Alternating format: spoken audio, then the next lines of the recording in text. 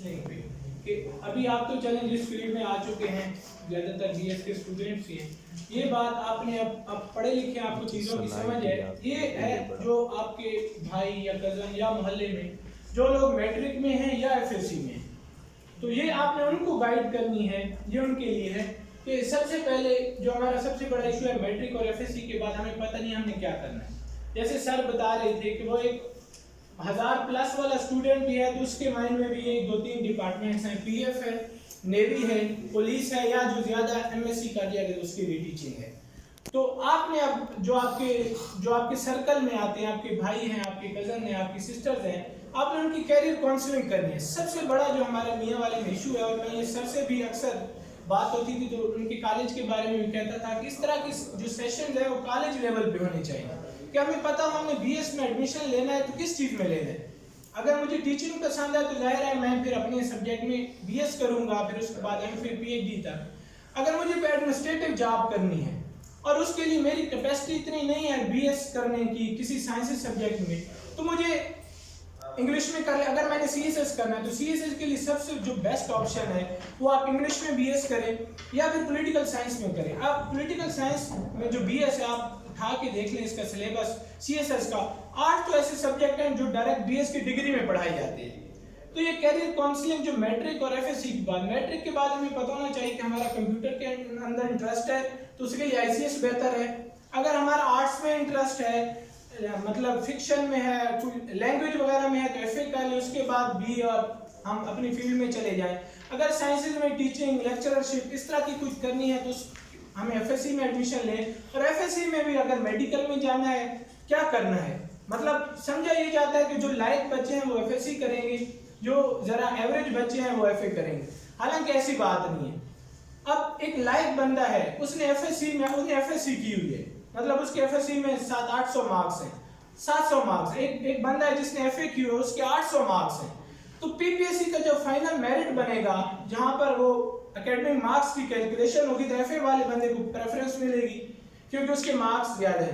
तो ये एक एफएससी लेवल पे या मैट्रिक लेवल पे आप सब लोग का जाहिर डिग्रियों में अपनी फील्ड चूज कर चुके हैं।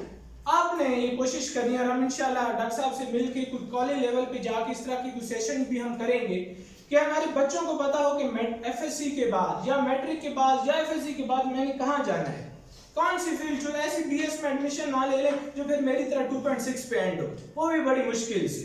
तो आप जिस फील्ड में भी जाएं और राइट इंस्टीट्यूशन भी, अगर आपने मतलब इंजीनियरिंग करनी है, आपने फिजिक्स में डिग्री करनी है तो उसके लिए जो कायद आज़म यूनिवर्सिटी है वो बेस्ट है। इंजीनियरिंग करनी है तो नस्क बेस्ट है, मेडिकल करना है तो कौन सा कॉलेज बेस्ट है। तो ये राइट इंस्टीट्यूशन का हमें पता हो और अपनी फील्ड के बारे में भी पता हो। तो ये ये हमारा फर्ज है।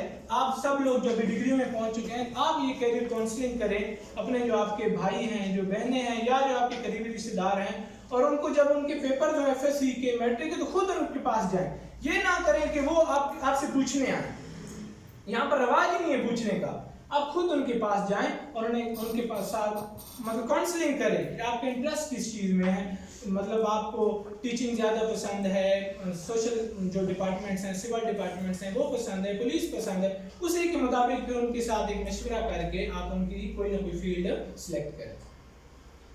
अच्छा, अब हम आते हैं कि एफपीएससी और पीपीएससी में कौन कौन से डिपार्टमेंट्स हैं जिनमें जॉब आ सकती है या जो जॉब नॉर्मली आती हैं। हमें जो ज़्यादातर पता है टीचिंग का पता है, पीएफ का, नेवी का, बहुत से ऐसे डिपार्टमेंट्स हैं आपके पंजाब में जिनका शायद आज तक आपने नाम भी ना सुना, और वो सब पीपीएससी के थ्रू आते हैं। इसी तरह फेडरल में बहुत सी ऐसी अच्छी जॉब्स हैं जो एफपीएससी के थ्रू आते हैं, हमें उनका पता ही नहीं है। तो ये चंद डिपार्टमेंट्स के नाम हैं। आईबी, नैब में एडी नैब की सीट्स अभी आई हुई थी।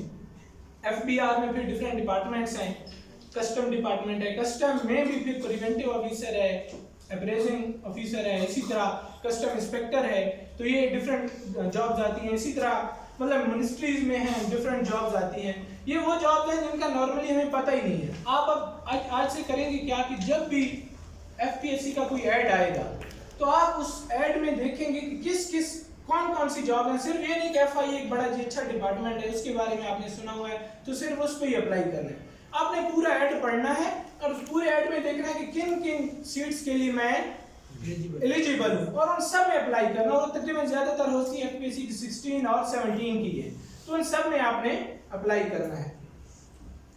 अच्छा, प्रॉपर सिस्टम यहाँ से शुरू कैसे होता है कि सबसे पहले एक एडवर्टाइजमेंट आता है, कोई भी मिनिस्ट्री है जिसको जॉब चाहिए वो अपना एफपीएससी को लेटर लिखते हैं। इसी तरह पंजाब के जो मिनिस्ट्रीज हैं वो पीपीएससी को लेटर लिखती हैं। पीपीएससी क्या करता है, अपनी जो रिक्वायरमेंट है और जो उन्होंने सिलेबस एक डिफाइन की उसके मुताबिक वो ऐड देते हैं, और 15 या नॉर्मली 20 दिन के अंदर आपने फीस जमा करा के उसको अप्लाई करना होता है।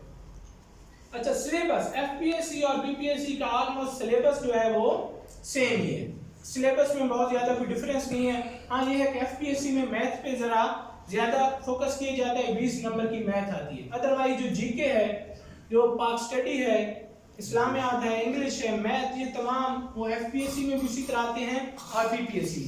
ये मैं बात करूं जो जनरल सीट्स आती हैं, कुछ सब्जेक्ट स्पेसिफिक जैसे लेक्चरर की सीट आएंगी तो उसमें 80% सिलेबस आपका सब्जेक्ट ओरिएंटेड होगा और 20 नंबर का आपका जीके आएगा। जीके में फिर सारी चीजें इंग्लिश के एमसीक्यूज भी होंगे, कंप्यूटर के भी। तो ये सिलेबस है एफपीएससी का और पीपीएससी का, तकरीबन ये सिलेबस पाक ये डोमेन्स हैं। अगर पाक स्टडी की बात करें तो पाक स्टडी आपकी तकरीबन मोहम्मद बिन कासिम से स्टार्ट होती है, वहाँ से एमसीक्यू, और जो ज़्यादा एमसीक्यूज आते हैं वो जो रीसेंट हिस्ट्री है आपकी, जो ब्रिटिश एरा है और ब्रिटिश एरा के बाद का जो हमारा तमाम है वो उसमें ज़्यादातर एमसीक्यूज उसके आते हैं। और जीके तो एक बड़ी डोमेन है, जीके में ज्योग्राफी के क्वेश्चंस हो गए और बाकी ये साइंस, ये तमाम चीज़ें मिलकर जीके बनाती हैं। ज्योग्राफी कैसा है जो हम अलग सब्जेक्ट में नहीं पढ़ते, वो हम जीके में वो भी पढ़ते हैं।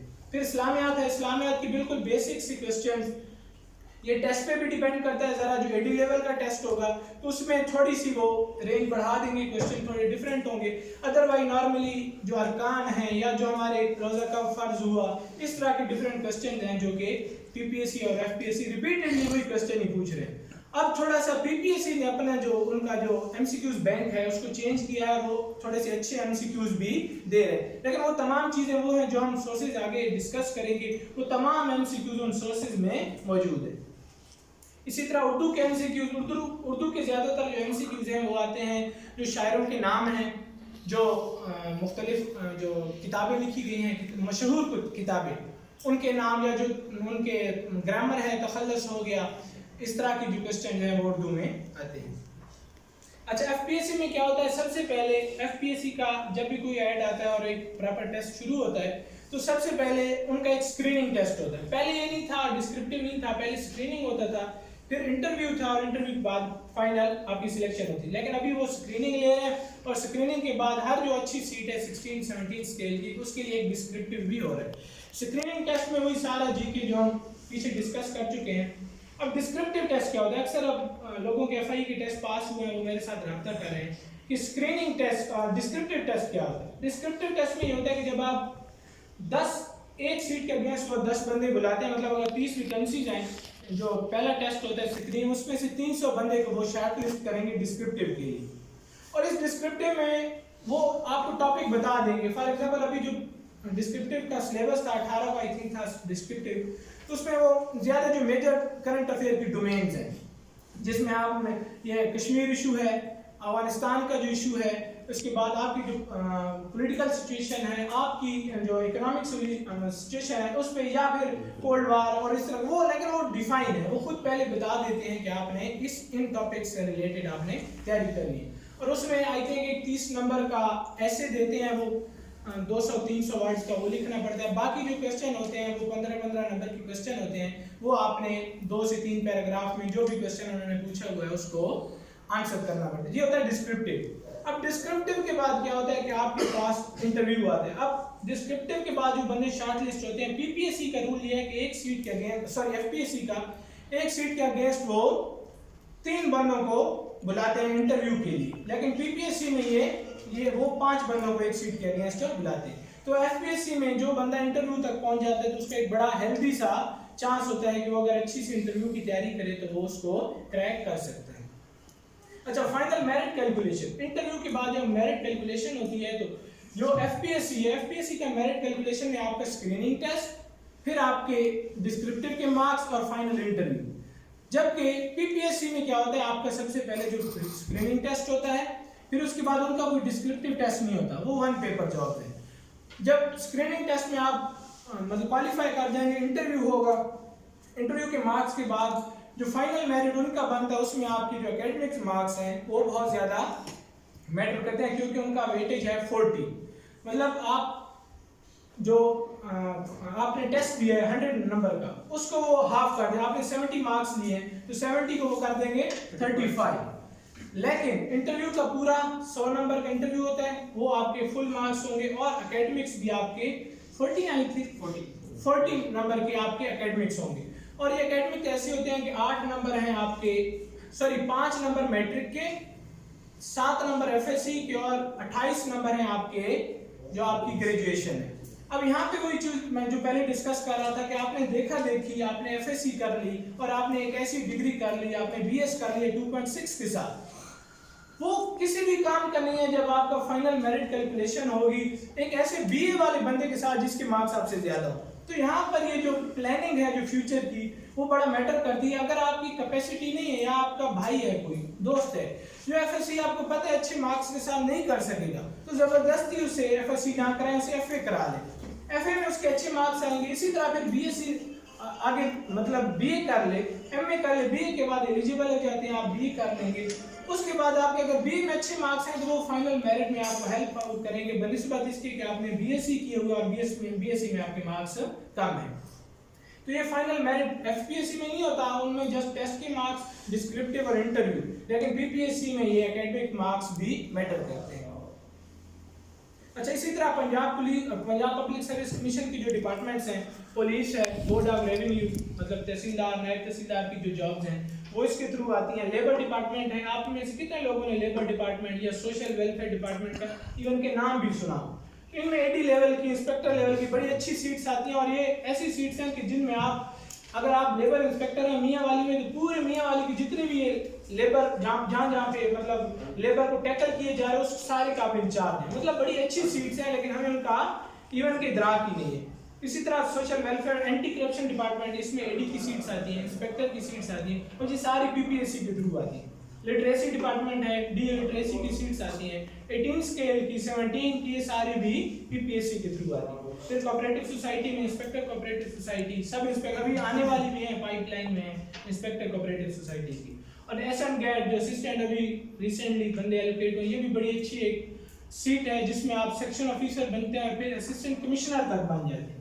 ये आप सेक्रेटरीट में ज्यादातर इनकी जॉब होती है। सेम इसी तरह इसकी थोड़ा सा डिफरेंस ये है कि पीपीएससी की टेस्ट में नेगेटिव मार्किंग है, एफपीएससी की टेस्ट में नेगेटिव मार्किंग नहीं है।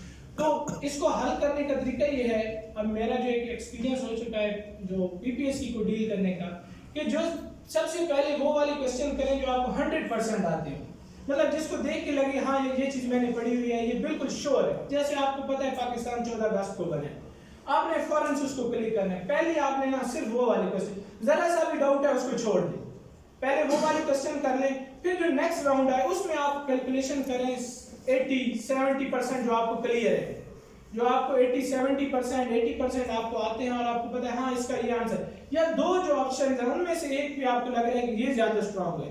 अब ऐसे क्वेश्चन को कभी भी ना करें, क्योंकि वो आपका नेगेटिव मार्किंग वाले हैं, आपके 0.25 मार्क्स कटेंगे, जिसका आपको पता ही नहीं है कि इन चारों ऑप्शन में से एक आपने नाम ही नहीं सुना। तो ऐसे क्वेश्चन को बिल्कुल छोड़ दें, क्योंकि अक्सर ये होता है, जब मैंने भी स्टार्ट में पहला पेपर दिया था तो उसमें मैंने 100 के 100 किए थे और मुझे पता ही नहीं था कि इसमें नेगेटिव मार्किंग होती है। तो बाहर जब आके लड़के जैसे हम टेस्ट निकलते हैं बाहर, तो सब बातें कर रहे थे, मैंने 70 किए हैं, मैंने 65 किए, तो मैं ये सोच रहा था कि कम था इनके पास, इन्होंने क्या 100 पूरे नहीं किए। असल वजह ये थी कि उसमें नेगेटिव मार्किंग थी। तो अल्टीमेटली जब आपके 5-6 एमसीक्यूज गलत होंगे तो 1.5 नंबर आपका कम हो जाएगा, और सारा कंपटीशन है 2-3 मार्क्स का, मतलब जो पासिंग रेशियो इसके बाद 2-3 मार्क्स की सारी गेम है। तो इसका आपने खास ख्याल रखना है कि आपने नेगेटिव मार्किंग से बचना है। जो एमसीक्यूज आपको 70-80% श्योर है सिर्फ उसको करना है, बाकियों को स्किप कर देना है। अच्छा, अब जो सबसे बड़ा क्वेश्चन किया जाता है कि चलिए टेस्ट तो हमने जैसे तैसे तैयारी करके पास कर लिया, इंटरव्यू कैसे पास करें? और अभी कुछ इंटरव्यूज हो भी रहे हैं, तो मेरे साथ दोस्त रब्ता कर रहे थे, तो इंटरव्यू की 4-5 चीजें ना मैंने इसको डाइसेक्ट कर दिया है। कि सबसे पहले तो ड्रेसिंग में क्या है कि आप ज्यादा बेहतर ये है, जो फॉर्मल ड्रेस है इंटरव्यू का वो एक प्रॉपर पैंट सूट है, लेकिन अगर आपने कभी नहीं पहना आप शलवार कमीज में ज्यादा कंफर्टेबल हैं तो अपने आप को तकलीफ देने की जरूरत नहीं। ये नहीं वहां पर आप चेयर पे बैठ ही ना सके और फंसे रहे, उससे बेहतर है कि आप शलवार कमीज पहन के इंटरव्यू पे जाए। लेकिन शलवार कमीज में भी फिर आपने कोई प्लेन सा कलर लेना है, उस मतलब कोई लाइनें वगैरह ना हो, कोई ऐसा भड़कीला सा कलर ना हो। ज्यादातर बेहतर है कि आप व्हाइट सूट ले लें, उस पे एक ब्लैक वेस्ट कोट। और वेस्ट कोट इंटरव्यू के लिए एक मस्ट चीज समझी जाती है, मतलब कभी भी आप ऐसे ड्रेस में ना जाएं। और मैं आपको अपना एक्सपीरियंस शेयर करूं कि मैं जब आईबी के इंटरव्यू के एक मरतबा गया था तो मेरा रेड ड्रेस यूनिवर्सिटी वाला अभी भी पड़ा हुआ है, और मैं वो ड्रेस और व्हाइट उसकी शलवार थी, वो सुर्ख तकरीबन सुर्ख ही कलर था उसका। और क्योंकि यूनिवर्सिटी में था मुझे नहीं था पता कि यहाँ पर तो ये ड्रेस हमें ज्यादा अच्छा लगता था, तो वो मेरा फेवरेट ड्रेस था, मैं वो पहन के चला गया था। तो पहली मरतबा जब आप इंटर होते हैं तो आपके बारे में इंप्रेशन बिल्कुल भी अच्छा नहीं जाता, क्योंकि आप जब इंटर होंगे तो सबसे पहले वो सर से लेकर पांव तक आपकी ड्रेसिंग देखेंगे।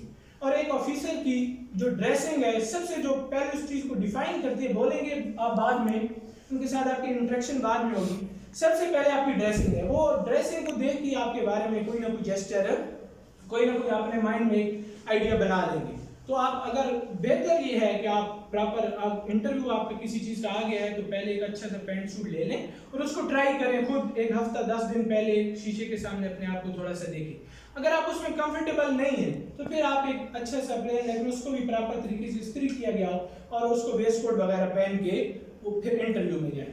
अब ये तो था कि आपने इंटरव्यू में आपकी ड्रेसिंग कैसे, एथिक्स का क्या मतलब है कि आपने वहां पर इंटर कैसे होने। जो इंटरव्यू की फॉर्मल जो एंट्री है जो हमें एकेडमी में सिखाई गई, उसमें ये था कि सबसे पहले आपने जब डोर को ओपन करना है आराम से जाके, 3-4 का एक पैनल होता है, बैठे होते हैं, आपने वहां पे जाके खड़ा हो जाना है, चेयर पे बैठ नहीं जाना। वो खुद आपको विद इन 2 to 3 सेकंड आपको कहेंगे कि बैठ जाएं, तो आपने वहां पर बैठ जाना। ये नहीं कि खुद से जाके आपने बैठ नहीं जाना या खुद से हाथ मिलाने की कोशिश नहीं करनी। तो एक नॉर्मल एक फासला सा होता है, जो जैसे आप इंटर होंगे आप सामने इस तरह का टेबल पड़ा होता है, नीचे चेयर पड़ी होती है पीछे, तो आपने उसके साथ जाके खड़ा हो जाना है और वो आपको कहेंगे कि आप बी सीटेड या बैठ जाए, आपने आराम से बैठ जाए। फिर उसके बाद जब इंटरव्यू शुरू होता है तो इंटरव्यू शुरू होने के भी 2 तरीके देखे गए।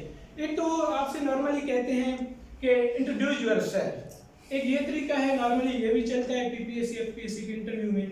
और एक ये होता है कि वो आपसे डायरेक्ट आपका नाम वगैरह, आपकी पूरी फाइल उनके सामने पड़ी है, उस फौरन नाम से आपको कहेंगे हाँ जी सरदार अब्दुल क़य्यूम खान, आप मियाँ वाली से हैं, तो फिर वो एक और तरीका है। उसका तो आप कुछ कर नहीं सकते, वो डायरेक्ट अगर आपसे इंटरेक्शन कर ले। लेकिन अगर वो आपको कहते हैं कि इंट्रोड्यूस योरसेल्फ, तो फिर उस पे इंट्रोडक्शन में क्या क्या चीजें आपने वहां पर उनको बतानी है जो आपके इंटरव्यू को लीड करे। देखिए आपने कोशिश करनी है कि आप इंटरव्यू को लीड करें। अगर वो आपको लीड करेंगे तो जाहिर है उनके इतना ज्यादा एक्सपीरियंस है, फिर वो आपको कहीं भी फंसा सकते हैं। आपने इंटरव्यू को लीड कैसे करना है कि आप अपने जो इंट्रोडक्शन है उसमें कुछ ऐसे पॉइंट्स बता दें जो फिर जिनसे वो क्वेश्चन करें। फॉर एग्जांपल जब मेरा सब इंस्पेक्टर पंजाब पुलिस का इंटरव्यू था तो मैंने उन्हें अपना नाम बताया, my name is Sardar Abdul Qayyum Khan, I am from Mianwali, I have done my graduation in physics from university of Sargodha. अच्छा, फिर I have special interest in current affairs, normally whenever I get free time I usually read good books, I have read फलां books. अब मैंने क्या किया कि पहले interview में उनको चंद ऐसी चीजें बता दी हैं कि अब मेरा सारा इंटरव्यू उन्हीं चीजों के मुताबिक चलेगा। लेकिन इसमें भी फिर एक चीज आपने देखनी है कि अगर मैं कह रहा हूँ कि मैं जी बुक्स पढ़ता हूँ, फ्री टाइम में मुझे बुक्स का शौक है, तो जाहिर सी बात है उन्होंने मेरे से किताबों के बारे में तो पूछ रहे हैं, हाँ जी बताएं लास्ट टाइम आपने कौन सी बुक पढ़ी है।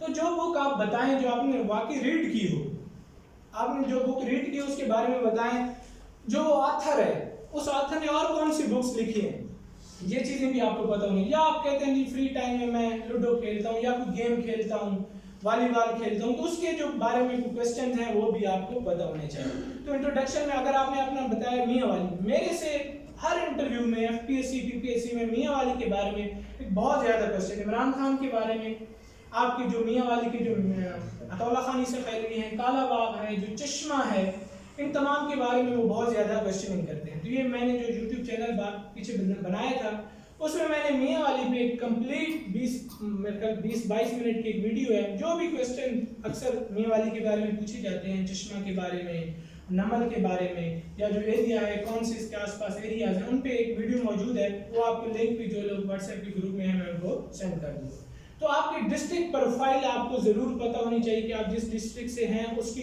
फेमस पर्सन हिंदुस्तान न्याजी के बारे में क्वेश्चन वो पूछ लेते हैं क्योंकि उनका एक बड़ा रोल रहा है। इमरान खान के बारे में क्वेश्चन तकरीबन हर इंटरव्यू में मियां वालियन से पूछते हैं। मुझसे भी पूछा गया था सब इंस्पेक्टर में ही कि आपने इमरान खान को आप कैसे रेट करते हैं, और नॉर्मली उनका उन दिनों चल रहा था वो नई अमेरिकन कंस्पिरेसी वाला चल रहा था।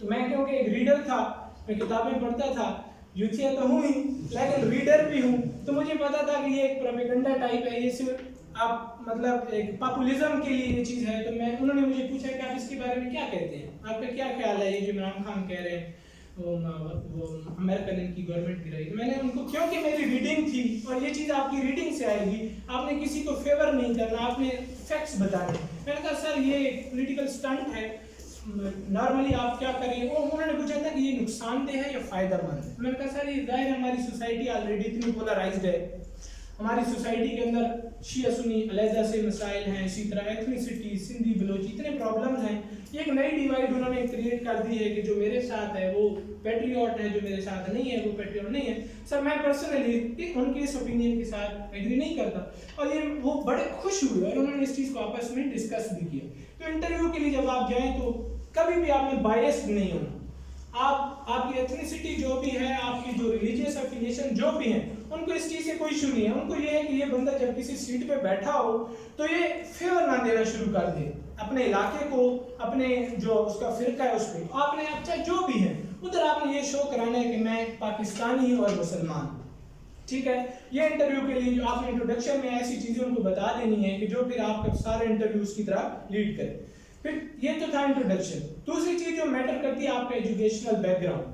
अब आप इंटरव्यू के लिए गए हुए हैं, आपने बीएस फिजिक्स किया हुआ है, आपने पॉलिटिकल साइंस में मास्टर किया हुआ है, आपने किसी किस्म में कभी कोई मास्टर किया हुआ है, कोई आपके पास स्पेशल डिप्लोमा वगैरह है, और जब उसके बारे में आपने 16 ईयर स्कूलिंग की हुई है और उसके बारे में आपके इससे क्वेश्चन करते हैं लेकिन आप उसको प्रॉपर आंसर नहीं, आप बेसिक जो जॉर्गन्स हैं फिजिक्स के, फॉर एग्जांपल न्यूटन लॉ है, ये मुझसे इंटरव्यू में पूछे गए न्यूटन लॉ क्या है, मतलब थ्योरी जो है आपके पास मोशन की थ्योरी वो क्या है, आइंस्टाइन कौन था।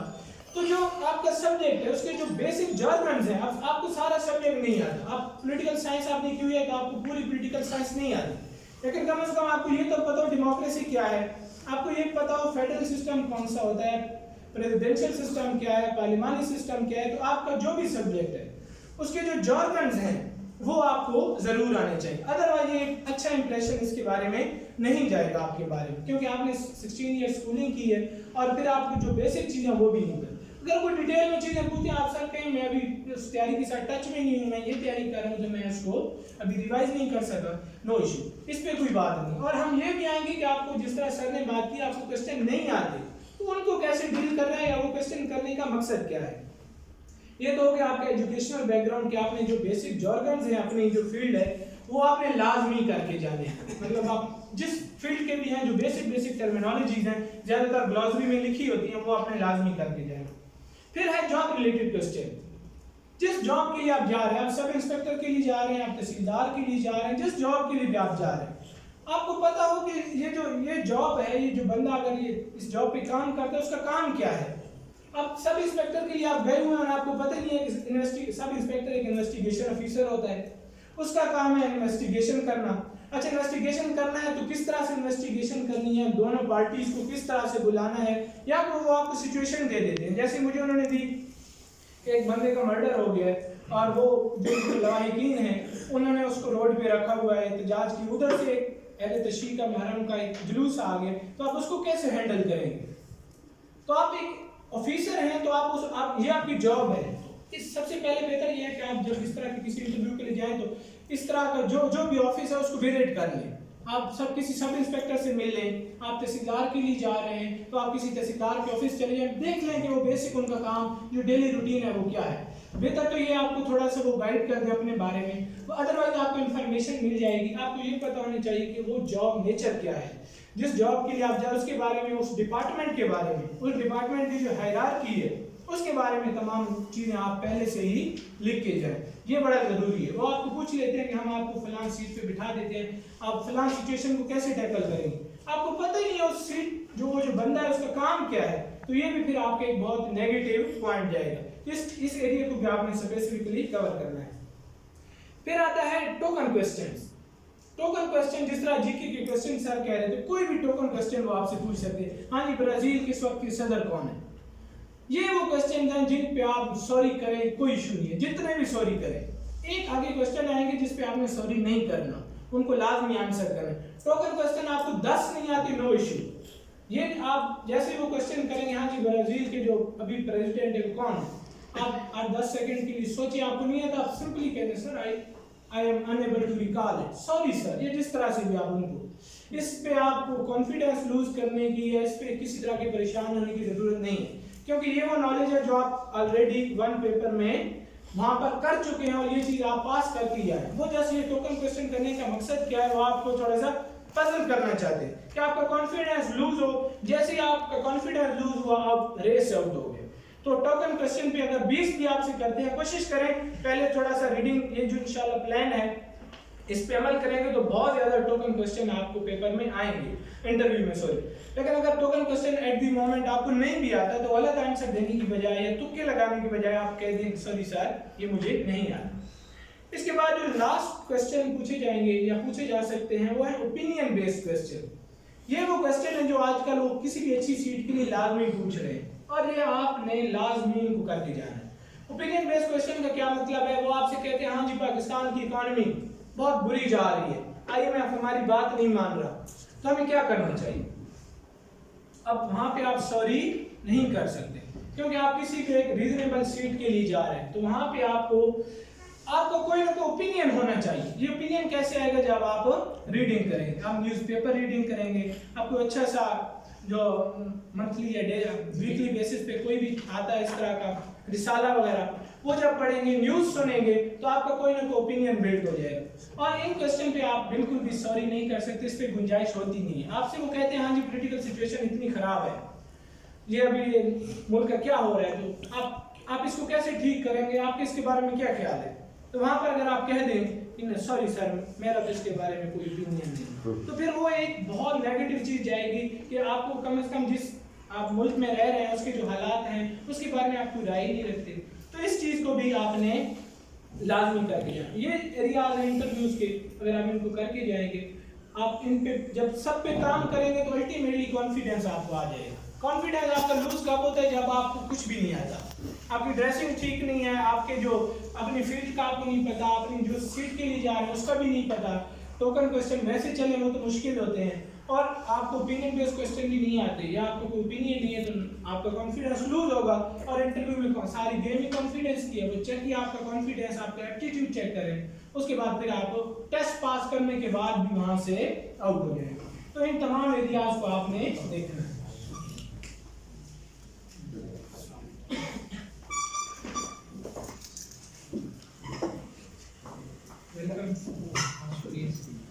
अच्छा जी, अब हम आते हैं कि कौन कौन सी बुक्स को हमने करना है। सर एक क्वेश्चन है जी सर, आंसर इंग्लिश में करें या उर्दू में करें? जिस लैंग्वेज में वो पूछें। अगर आपसे वो उर्दू में बात कर रहे हैं, आपको कहते हैं हाँ जी अपना तारुफ कराएं, तो आप उर्दू में बताएं। अगर वो आपसे कहते हैं इंग्लिश में बात करें, और हमें क्योंकि इंग्लिश हमने नहीं बोली हुई ना यूनिवर्सिटी लेवल पे ना कॉलेज लेवल पे, हमारी इंग्लिश में भी उर्दू छलकती है, तो उसको इंग्लिश को बोलने का सबसे जो मैंने जो ट्रिक बनाई हुई कम से कम, और ये बड़ा यूजफुल है कि आप आहिस्ता बोले। आप वर्ड्स को मतलब आपने कहना है माय नेम इज सरदार अब्दुल कयूम खान, जब जल्दी करेंगे तो वर्ड आपसे आगे पीछे हो जाएंगे। आपने कोई भी आंसर करना है, नॉर्मली वो क्वेश्चन ओपिनियन बेस्ड अगर पूछेंगे किसी चीज के बारे में, तो ये वो सिंपल ग्रामर है जो आपने मैट्रिक एफएससी डिग्री में पढ़ी है, आपने वही वर्ड यूज करने हैं। और जितना आहिस्ता बोलेंगे, जितना सोच के बोलेंगे, आपके वर्ड, आपकी जो इंग्लिश होगी वो ठीक होगी।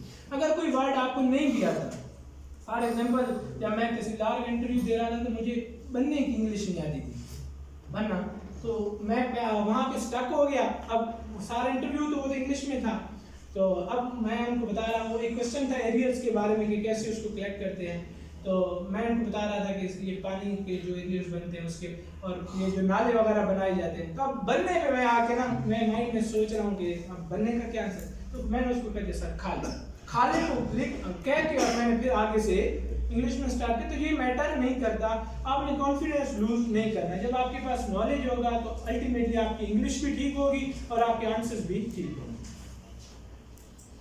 अच्छा, अब ये है कि कौन कौन सी बुक्स को हमने करना है। सबसे पहले जो मैं जिसको सबसे इस वक्त की जो कॉम्पिटेंट बुक समझता हूँ वो है वन लाइनर विक्रम इम्तियाज। उसका ये है कि ये सारी बुक टॉपिक वाइज गिवन है। पाक अफेयर में भी फिर हिस्ट्री होगी, ब्रिटिश हिस्ट्री, और ये तरतीब वाइज है। जो आप एमसीक्यूज की बुक जब भी पढ़ते हैं तो उसमें रैंडम एमसीक्यूज है, अचानक से कोई साइंस का एमसीक्यूज आ गया, अचानक से कोई कंप्यूटर का एमसीक्यूज आ गया, तो वो आपका एक फ्लो नहीं बनता। तो सबसे पहले जिन्होंने अभी से कोई तैयारी स्टार्ट नहीं की, सबसे पहले जो बुक आपने स्टार्ट करनी है वो है वन लाइनर विक्रम इम्तियाज। ये बुक आप ले लें, ये इम्तियाज शाहिद जो पब्लिशर है उनकी है, और ये बड़ी डिटेल बुक है।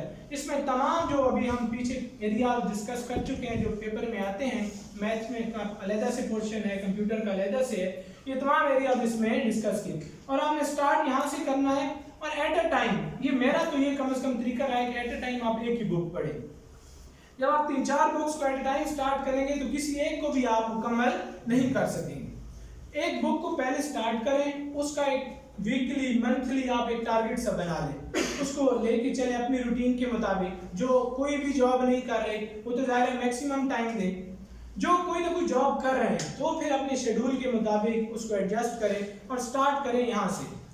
3 चीज़ों को आपने साथ लेके चलना है पूरी तैयारी में, मतलब रोज वो चीज़ें करनी है। एक इंग्लिश, वो जो यूट्यूब चैनल्स में आपको बताऊंगा, इंग्लिश आपने डेली करनी है। और इंग्लिश में क्या क्या चीज़ें आती हैं, इंग्लिश में आपके पार्ट ऑफ स्पीच, उस पर लेक्चर्स आप डेली सुने। इसके अलावा जो वोकैब है, जो एफपीएससी में सबसे ज़्यादा जो चीज़ हांट करती है वो वोकैब है, क्योंकि वो अच्छी वोकैब है जो हमने नहीं पढ़ी हुई। हमें 16 साल में आपने वो वर्ड पढ़े नहीं होंगे जो एफपीएससी या पीपीएससी पूछती है। तो वो अच्छी वोकैबुलरी के लिए भी यहाँ पर सोर्सेज गिवन है, वो आगे आएंगे, तो वो आपने वहाँ से करने हैं। इंग्लिश आपने डेली करनी है। करंट अफेयर आपने डेली करना है। करंट अफेयर के लिए एक तो ओपिनियन अगर आपने बनाना है, और वैसे भी ज़रा अपने आप को मतलब अपना लेवल इंप्रूव करना है, थिंकिंग लेवल, आप डॉन का एडिटोरियल एंड ओपिनियन पढ़ें। क्योंकि डॉन का जो एडिटोरियल है या ओपिनियन है उसमें सारे जो फॉरेन सेक्रेटरी, एम्बेसडर लेवल के लोग वहाँ पर लिखते हैं, तो उनका जो इंटेलेक्चुअल लेवल है जाहिर है वो आम अखबारों के जो राइटर्स हैं उनसे बहुत ज़्यादा हाई है, बहुत ज़्यादा हाई क्वालिफाइड है। तो वहाँ जब आप एक मंथ आप रेगुलर पढ़ेंगे तो आपका जो सोचने का या प्रॉब्लम्स को देखने का तरीका है, पॉलिटिकल सिचुएशन को देखने का तरीका है, वो आपका नज़रिया बहुत हद तक चेंज हो जाएगा। इसके अलावा एक रिसाला आता है जहांगीर वाल्टाइन का, आप में से ज़्यादा लोग जो CSS के मतलब तैयारी का है उनका, तो उनको पता है जहांगीर वाल्टाइन का मंथली एक रिसाला आता है, वो आप लाजमी पढ़ें। उसमें पाकिस्तान के जितने भी नेशनल इश्यूज और इंटरनेशनल इश्यूज भी, वो जो पाकिस्तान को डायरेक्टली लिंक्ड हैं, अमेरिका के मसाइल हैं जो पाकिस्तान के साथ रिलेटेड हैं, तो वो तमाम उसमें डिस्कस होते हैं और वो मंथली आता है। वो सॉफ्ट फॉर्म में भी आता है, मैं कोशिश करूंगा जो हमने ग्रुप बनाया है उसमें हर मंथ का जो आएगा वो आपको भेज दिया करूँ। और उसको भी फिर आपने क्या करना है, डेली बेसिस पे 1 या 2 टॉपिक, क्योंकि पूरे मंथ का है उसमें मतलब 40-50 टॉपिक्स होते हैं जो मेन टॉपिक्स हैं, तो वो आपने 1-2 रोज का पढ़ लें। न्यूज़पेपर लाजमी पढ़नी है, न्यूज़पेपर से आपका करंट अफेयर इंप्रूव होगा, आपका ओपिनियन बनेगा। इसी तरह आपने जहांगीर वाल्टाइन को भी, या इसके अलावा अगर आप कोई ऐसा कोई आता है रिसाला, ये ज़रा कम्प्रीहेंसिव है क्योंकि एग्जाम ओरिएंटेड है, तो इसलिए ये ज़्यादातर बताया जाता है, तो वो कोई और भी आप पढ़ सकते हैं।